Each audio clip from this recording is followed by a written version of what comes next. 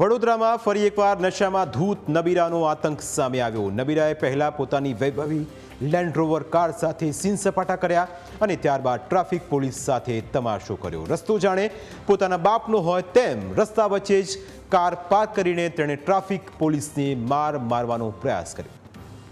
આ ઘટના વડોદરા શહેરના જૂના મકરપુરા પોલીસ સ્ટેશન પાસેની છે, જ્યાં નશામાં ધૂત લેન્ડ રોવર કાર ચાલકે પહેલા એક યુવતીને ટક્કર મારી અને બાદમાં રોંગ સાઈડ જતા ટ્રાફિક પોલીસ કર્મચારી સાથે હાથ ચાલાકી કરી। ટ્રાફિક શાખા પૂર્વ ઝોનમાં ફરજ બજાવતા હેડ કોન્સ્ટેબલ કુલદીપસિંહ છોટુભા અને અલસિંગભાઈ ભવંસ સ્કૂલ પાસે ટ્રાફિક પોઈન્ટ પર હાજર હતા।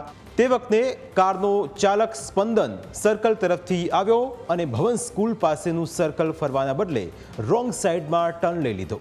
આ દરમિયાન પ્રતાપનગર તરફ જતા ટ્રાફિકમાં બાઇકને ટક્કર મારી। આ ઘટના બાદ કાર ચાલકે બાઇક સવારો સાથે બોલાચાલી અને ઝઘડો કર્યો। ટ્રાફિક પોલીસે ગાડી સાઈડમાં લેવાનું જણાવતા ચાલકે હેડ કોન્સ્ટેબલ કુલદીપસિંહ સાથે અસભ્ય વર્તન કર્યું, જે આ દ્રશ્યોમાં જોઈ શકાય છે। ટ્રાફિક પોલીસના કર્મચારીએ કાર ચાલકને સમજાવવાનો પ્રયાસ કરી રહ્યા હતા, પરંતુ નશામાં ચકચૂર નબીરો તેને મારવાના પ્રયાસો કરી રહ્યો હતો। ઘટનાને લઈ હેડ કોન્સ્ટેબલ અલસિંગભાઈએ પોલીસ કંટ્રોલ રૂમને જાણ કરતા જ મકરપુરા પોલીસ સ્ટેશનથી પીસીઆર વાન સ્થળ પર પહોંચી। જોકે આ ઘટના માંજલપુર પોલીસ સ્ટેશનની હદમાં આવતી હોવાથી આરોપીને માંજલપુર પોલીસ સ્ટેશને લઈ જવામાં આવ્યો।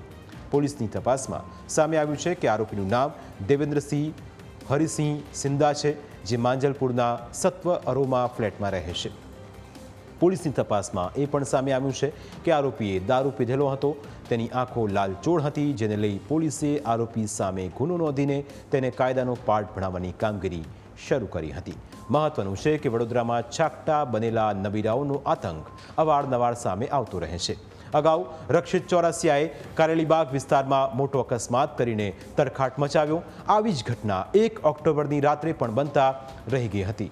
જોકે હાલ તો પોલીસે આરોપીની કાર જપ્ત કરીને તેની સામે કાયદેસરની કાર્યવાહી હાથ ધરી છે।